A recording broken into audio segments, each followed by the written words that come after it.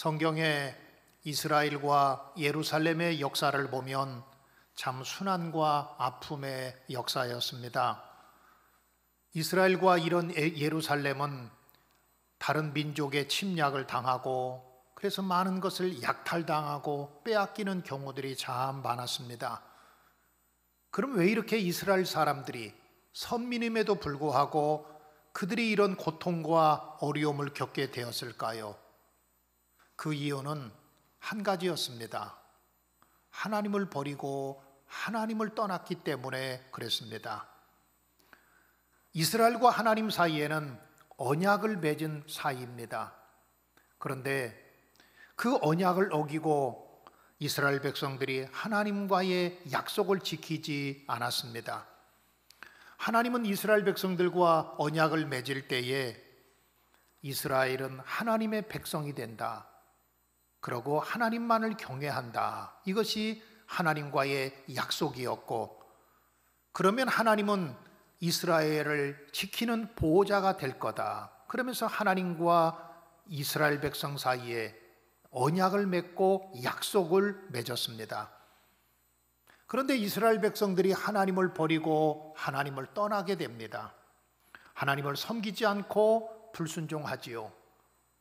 그때마다 하나님께서는 많은 선지자들을 보내시고 하나님의 종들을 통해서 돌아와라, 돌아와라, 여호와께 돌아오라고 외쳤지만 그들은 끝까지 돌아오지를 않습니다. 그래서 결국에 이방 민족들의 침략을 당해서 나라가 망하는 어려움을 갖게 됩니다. 어떤 때는 아수르를 통해서, 어떤 때는 바벨론을 통해서, 그리고 어떤 때는 헬라를 통해서, 그리고 어떤 때는 노마를 통해서 예루살렘을 공격하게 만드셨고, 예루살렘 성은 파괴와 순환의 역사를 겪게 됩니다. 북이스라엘은 BC 722년에 아수르에 의해서 나라가 멸망을 당하였고, 남유다도 역시 마찬가지로 하나님을 떠나게 된 결과로 BC 586년에 바벨론에 의해서 나라가 멸망을 당합니다. 당시에 바벨론의 왕이었던 느부갓네살 왕은 예루살렘을 포위하고 공격합니다. 그리고 성전을 파괴하고 성벽을 다 무너뜨리고 성문을 불태워 버립니다. 바벨론의 그뿐만 아니라 바벨론은 많은 사람들을 포로로, 노예로 끌고 가서 이스라엘 백성들이 바벨론의 포로 생활을 무려 70년 동안이나 하게 됩니다. 예루살렘은 하나님의 도성입니다. 예루살렘은 하나님의 거룩한 성전이 있는 거룩한 성입니다. 그러나 그것도 안전하지를 않았습니다. 그것이 있다고 멸망을 당하지 않은 것이 아니었던 것입니다. 왜냐하면 죄악이 가득한 예루살렘에는 하나님이 더 이상 그곳에 영광 받으시지 아니했고, 하나님이 떠난 예루살렘은, 그 예루살렘 성은 종이 호랑이와 같았던 것입니다. 결국 예루살렘은 바벨론의 침략을 당해 파괴되고, 바벨론의 침략을 당해서 무참하게 짓밟히게 됩니다. 여러분, 그렇습니다. 인간의 세운 성은 바벨탑처럼 언젠가는 무너지게 되어 있는 것입니다.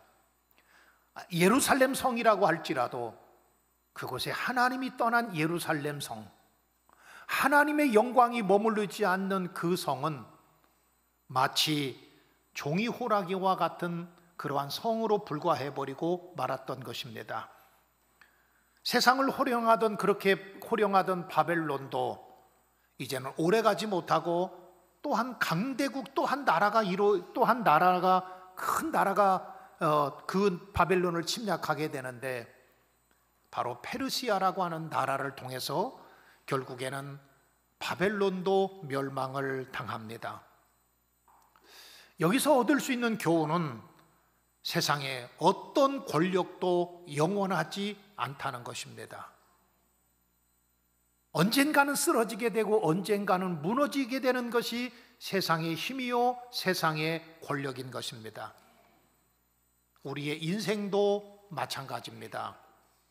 우리의 인생도 오래가지 않습니다. 영원히 살 수 없습니다. 그래서 성경은 우리에게 말씀하기를 사람의 연수가 70이요 강건함은 80이다 그랬습니다. 많은 사람들이 나는 건강하게 평생을 살 것처럼 생각하고 나는 내 인생에는 종말이 없을 것처럼 착각하고 살아가고 있지만, 그러나 영원한 정권이 없는 것처럼, 영원한 강대국이 없는 것처럼 역시 마찬가지로 우리 인생도 언젠가는 종말을 맞이할 수밖에 없는 것입니다. 당시에 페르시아라고 하는 강대국이 생겼는데 이 페르시아가 바벨론을 침략합니다.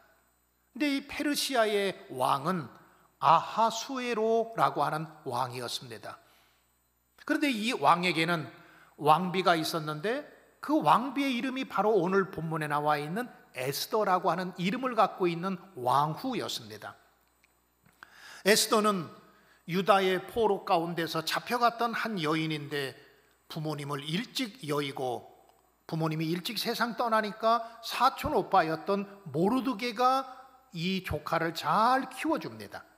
그러다가 그가 그만 하나님께서 그를 높여주셔서 에스더가 이 페르시아 제국 아하수에로 왕의 왕비의 위치까지 올라가게 된 거예요. 그런데 어떤 한 사건이 생깁니다. 하만이라고 하는 페르시아의 이인자가 있었는데 그가 지나가면은 모든 사람들이 그에게 무릎 꿇고 그에게 절을 했지만, 그런데 이 모르드게 바로 에스더의 사촌 오빠지요. 사촌 오빠만큼은 이 하만에게 절을 하지 않습니다. 그래서 왜 나에게 절을 하지 않느냐고 그러니까 나는 유다인이기 때문에 하나님만께만 절합니다. 나는 유다인이기 때문에 하나님께만 경배합니다. 다른 사람에게는 절하지 않습니다. 다른 사람에게는 경배하지 않습니다. 이에 분노한 하만이 나를 정하고 모르드게와 또 모르드게가 그 뿌리인 유다인들 전체를 죽이려고 하는 계획을 세우게 됩니다. 이것 때문에 잘못하면 당시의 페르시아 제국의 이인자인 하만이 유다인들을 다 죽이려고 하는 음모와 계획을 꾸미게 되었고, 잘못하면 이것 때문에 유다인들은 전체가 몰살하고 민족이 말살당할 큰 위기에 처하게 되었습니다. 그런데 여러분, 이 세상에는 하만과 같은 사람이 꼭 있지요. 아마 여러분의 가정에도 형제들 사이나 아니면 가족 식구들 가운데도 하만과 같은 사람이 있어서 음모를 꾸미고 다른 사람에게 고통을 주고 다른 사람 눈물을 흘리게 만드는 아마 그런 하만과 같은 사람이 꼭 있을 겁니다. 여러분들이 친척이나 아니면 여러분들이 직장 생활하는 직장 동료 가운데도 하만과 같은 사람은 꼭 있습니다. 자기의 욕심을 채우기 위해서 진실을 왜곡하고 자기의 욕심을 채우기 위해서 남을 속이기를 즐겨하는 하만과 같은 사람이 아마도 여러분들이 살아가고 있는 삶의 현장에 꼭 있을 거라고 하는 것입니다. 하만과 같은 사람이 학교에도 있습니다. 그래서 학교에서 다른 친구들의 돈을 빼앗고 학교 폭력을 행하고 또 히틀러처럼 폭군으로 행하는 그런 하만과 같은 사람이 우리 주위에 반드시 있습니다. 다른 사람에게 고통을 주면서 자기는 다른 사람의 고통을 전혀 이해하지 못하고 있는 그런 하만과 같은 사람이 우리 가정에도 있고 사회에도 있고 직장에도 있고 학교에도 그런 사람이 반드시 있는 것입니다.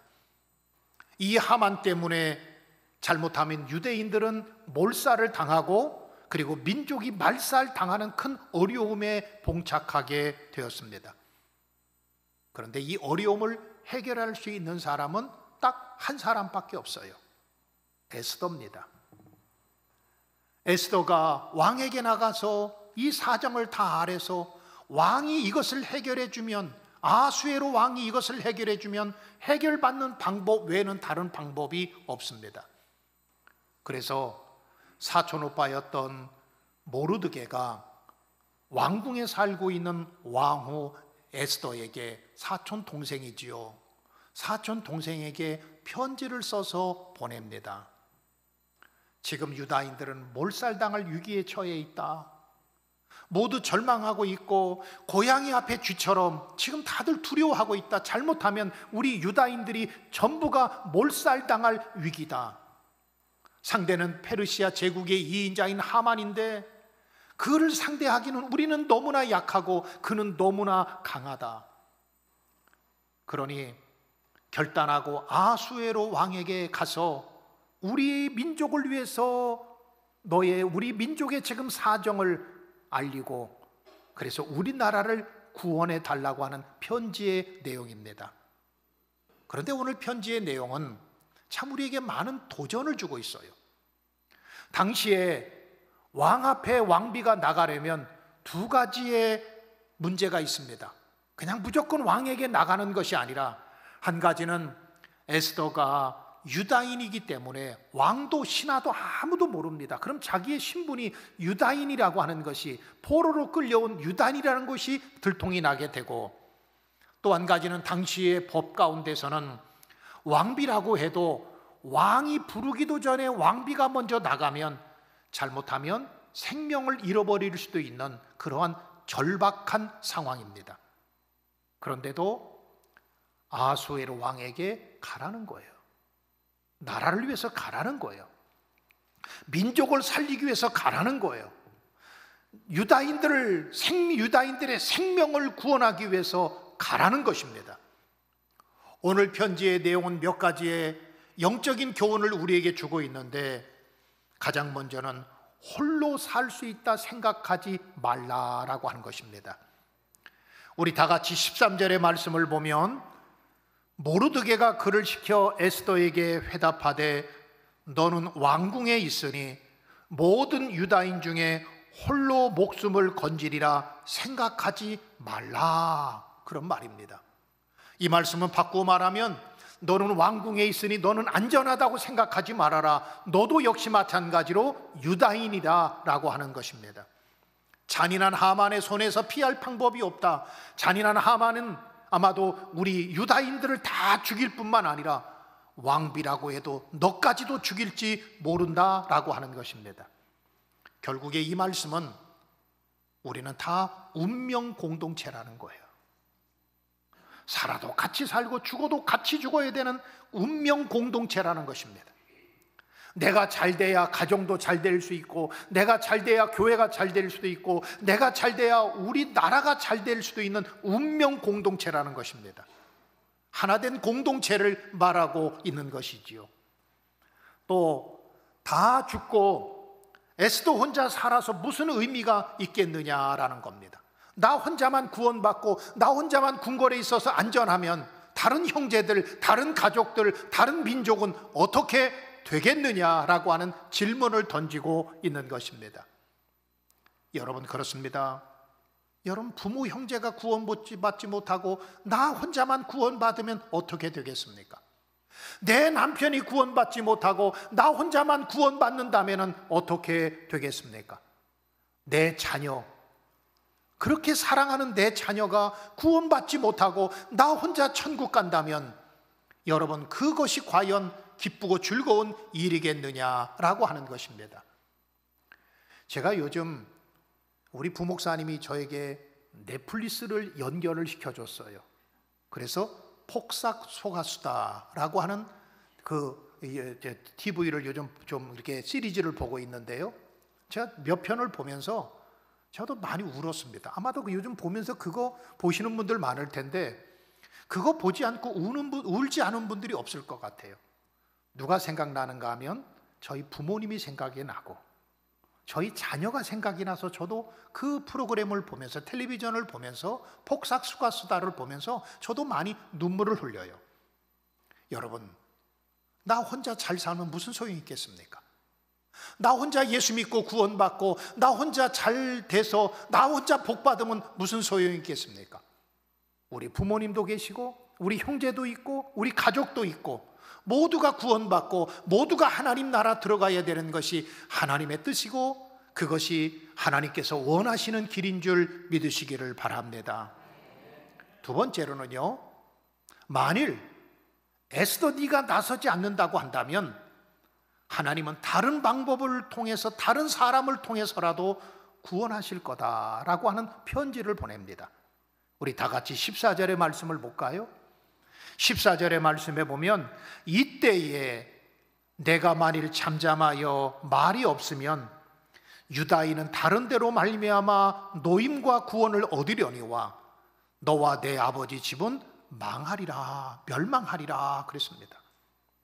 모르드게의 믿음이 얼마나 대단한지 몰라요. 왜냐하면 하나님께서는 에스더 네가 나서지 않는다고 한다면, 네가 앞장서지 않는다고 한다면, 네가 하지 않는다고 한다면 하나님은 다른 사람을 통해서 아니면 다른 방법을 통해서라도 하나님은 반드시 일하실 거다. 그렇기 때문에 네가 앞장서서 이 일을 진행하고 이 일을 하라는 것입니다. 이것은 모르드게의 대단한 믿음이에요.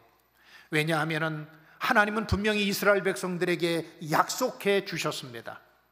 포로로 잡혀가게 되지만 포로 되었다가 70년 만에 돌아오게 될 거다. 지금은 너희들이 포로 생활하지만 그 포로로 영원히 포로 생활을 하는 것이 아니라 그곳에서 멸망을 당하지 않고 그 포로 생활을 70년 후에 예루살렘으로 다시 돌아올 거라고 분명히 하나님은 약속해 주셨습니다. 예레미야 30장 3절에도 보면 보라 내가 내 백성 이스라엘과 유다의 포로를 돌아오는 날이 오게 하리니 그랬습니다. 그들이 포로로 잡혀갔지만 포로에서 영원히 살지 않고 그들이 반드시 돌아오게 될 거다. 예레미야 29장 14절에도 보면 너희는 포로된 중에서 다시 돌아오게 하되 그랬어요. 하나님은 약속해 주시기를 지금은 너희가 징계를 받아서 70년 동안 포로 생활을 해야 되지만 그 포로 생활이 영원하지 않고 반드시 돌아오게 될 거다. 그런데 만일 하만에게서 유다인들이 모두 멸망을 당하게 된다고 한다면 예루살렘으로 돌아갈 수 없지 않느냐. 이것은 하나님의 약속이 하나님께서 분명히 약속해 주셨는데 그 약속이 이루어지지 않는 것이다. 그렇기 때문에 하나님께서는 반드시 네가 하지 아니하면, 당신이 하지 아니하면 다른 사람을 통해서라도, 다른 방법을 통해서라도 하나님께서 반드시 유다인들을 구원해 주실 거다. 그러한 말씀인 것입니다. 그러므로 모르드게는 이 하나님의 약속의 말씀을 믿고 에스더에게 네가 하라는 거예요. 네가 하지 아니하면 하나님은 다른 사람을 통해서라도 반드시 일하신 신실하신 하나님이시기 때문에 네가 먼저 가서 이 민족을 구원해라. 너희 가정을 구원해라. 너희 부모 형제를 구원하라고 하는 그러한 말씀을 주고 있는 겁니다. 누가복음 19장에 보면 예수님께서 예루살렘에 입성하세요. 이제 돌아오는 다음 주일이 종려주일인데 왜 종려주일이라고 하는가 하면 예수님께서 예루살렘에 들어가실 때 사람들이 종려나무 가지를 꺾어서 호산나 호산나 다윗의 자손이여 호산나 외쳤기 때문에 그날을 종려주일이라고 합니다. 누가복음 19장에 보면 예수님께서 예루살렘에 입성하시니까 사람들이 호산나 호산나 외치며 예수님을 환영했습니다. 그때 바리새인들과 서기관들이 아이고 시끄러워 죽겠네. 왜 이렇게 높게 크게 소리 지르고 예수님을 받지 않은 거야? 그러면서 예수님을 비판하고 예수님에게 시비를 겁니다. 그때 예수님께서 이런 말씀을 하세요. 누가복음 19장 40절에 보면 만일 사람들이 잠잠하면 돌들이 소리를 지를 것이다. 만일 너희가 외치지 아니하면 돌들을 통해서라도 하나님은 일하실 거다. 그러므로 에스더 네가 나서라는 거예요. 네가 해결하라는 거예요. 사명감을 가지고 가족을 구원하라는 것입니다. 사명감을 가지고 이 민족을 구원하라는 것입니다. 사명감을 가지고 잠잠하지 말고 일어나라고 하는 것입니다. 그래서 가족을 구원하고 민족을 구원하고 이 땅에 하나님을 알지 못하고 멸망당하는 사람을 구원하라고 하는 하나님의 음성인 줄 믿으시기를 바랍니다. 세 번째로는 이 때를 위함이 아닌지 누가 아느냐. 이 때를 위함이 아닌지 누가 아느냐. 우리 한번 다 같이 따라 하십시다. 다 같이 따라 하는데요, 이 때를 위함이 아닌지 누가 아느냐. 다시 한번 따라 하십시다. 이 때를 위함이 아닌지 누가 아느냐. 이 말씀은 하나님께서 너를 그 많은 사람들 가운데서 왜 너를 왕후의 자리로 올려주셨느냐, 다 이유가 있다는 거예요. 이 때를 위함이 아닌지 누가 하느냐. 네가 하지 아니하면 누가 하겠느냐. 이 때에 네가 나서지 않으면 누가 나서겠느냐 하는 그러한 말씀인 거예요.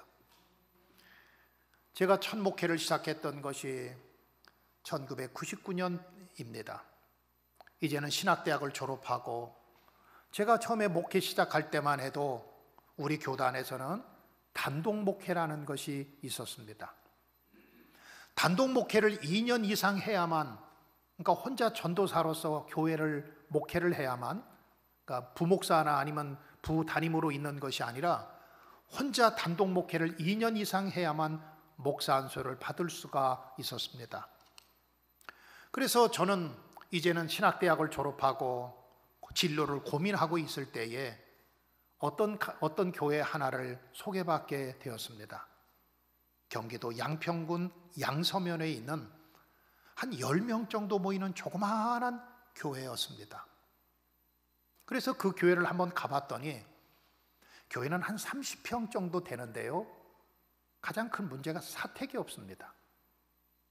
전임자도 사택이 없어서 교회 뒤편에 있는 조그마한 유아실에서 목사님이 생활을 했고, 그리고 생활용품을 그 조그마한 유아실에 그런 그 장롱이나 아니면 옷장 뭐 이런 것을 넣을 수 없으니까 교회 일부를 베니아판으로 막아서 전임 목사님도 생활을 하는 그런 곳이었습니다. 근데 저에게 그 교회를 가면 어떻겠느냐 소개가 들어왔어요. 저는 그래서 어떻게 하면 좋을까 고민하다가 그때 오살리 금식기도원에 들어가서 3일을 금식하며 하나님 앞에 기도했습니다. 하나님의 뜻이 과연 무엇입니까? 내가 가야 됩니까? 말아야 됩니까? 하나님, 그곳의 환경이 너무 열악합니다. 아니, 목사님이 아니면 전도사님이 기본적으로 살 수 있는 사택이라도 있어야 되는데 사택도 없어. 교회 뒷부분을 베니아판으로 막아서 생활을 해. 방도 없어서 유아실에서 목사님이 생활을 해야 되는 그런 열악한 환경인데, 하나님, 제가 가야 됩니까? 말아야 됩니까? 3일 동안 금식하는데 하나님이 저에게 주셨던 말씀이 오늘 본문의 말씀이에요. 이 때를 위함이 아닌지 누가 아느냐. 이 때를 위함이 아닌지 누가 아느냐. 그러면서 하나님께서 저에게 주셨던 말씀은 네가 가지 아니하면 누가 가겠느냐. 네가 하지 아니하면 누가 하겠느냐. 그러한 음성과 그런 말씀을 저에게 주셨어요. 아, 내가 가야 되겠구나. 가족들이 말렸습니다. 야, 조금만 더 기다리면 지금보다는 좀 더 좋은 교회가, 좀 환경이 좀 괜찮은 데가, 그래도 사택이라도 있는 교회가, 주택이 있는 교회를 가야 되지 않겠느냐. 가족들이 말렸지만 저의 마음속에는 이 때를 위함이 아닌지 누가 아느냐. 내가 하지 아니하면 누가 하겠느냐. 하나님께서 저에게 그런 마음을 주셨고 기도할 때에 오늘 본문의 말씀을 주셨습니다.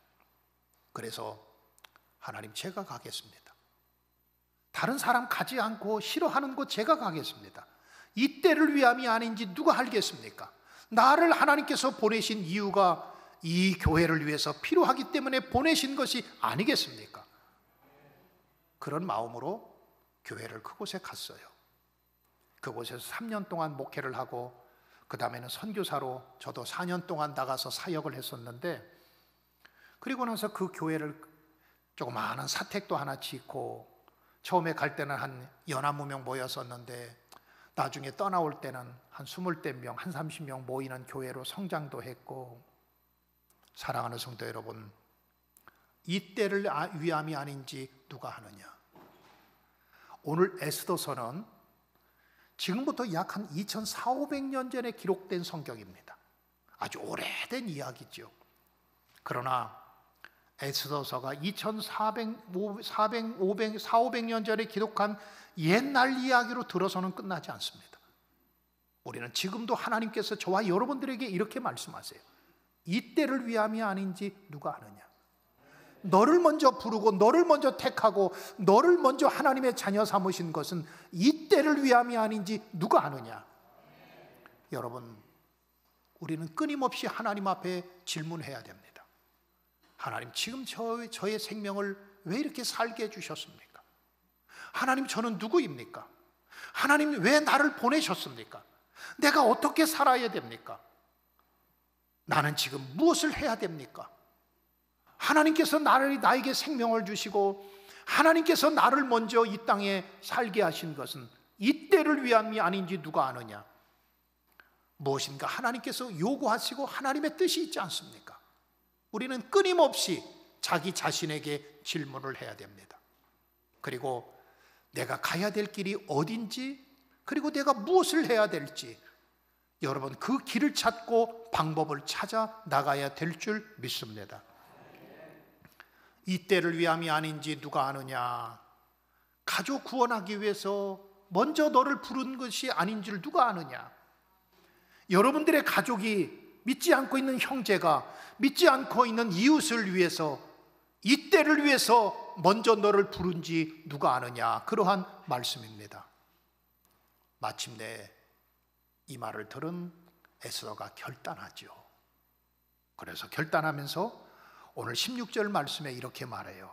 우리 16절 말씀에 보면 당신은 가서 수산에 있는 유다인들을 다 모으고 나를 위하여 금식하되 밤낮 3일을 먹지도 말고 마시도 마소서. 나도 나의 시녀와 더불어 이렇게 금식한 후에 규례를 어기고 왕에게 나아가리니. 우리 한번 다 같이 따라 하십시다. 죽으면 죽으리이다. 사랑하는 성도 여러분, 하나님이 내 생명 걷어가시면 여러분 누가 살 수 있겠습니까? 하나님이 문을 열어놓으시면 누가 그 문을 닫을 수가 있겠습니까? 하나님이 문을 닫아놓으시면 누가 그 문을 열을 수가 있겠습니까? 이 말씀은 죽으면 죽으리이다. 이 말씀은 내 생명도 나의 삶도 하나님 앞에 맡기고 내가 가겠습니다. 순종하겠습니다. 그러한 결단의 말인 것입니다. 앞길이 어떻게 될런지 모르지만 나는 주님 앞에 순종하겠습니다. 설령 내 앞에 죽음이 기다리고 있다고 할지라도 내가 죽으면 죽으리이다. 여러분, 그런 마음으로 가겠다고 하는 결심인 거예요. 그런데 사랑하는 성도 여러분, 죽으면 죽으리라라고 하는 믿음으로 나가면 하나님이 살려주시는 거예요. 아브라함을 볼까요? 아브라함은 갈 바를 알지 못하고 본토와 친척집과 아버지 집을 떠나서 가지요. 내가 죽겠습니다. 하나님이 죽으라면 죽겠습니다. 아브라함이 가나안 땅을 가는 것은 하나님이 죽으라면 죽겠습니다 하고 가는 것입니다. 그런데요, 그곳에 가면 문화도 다르고 말도 다르고 아는 사람도 없고 환경도 다르지만 내가 하나님만 바라보고 가겠습니다. 그리고 가지요.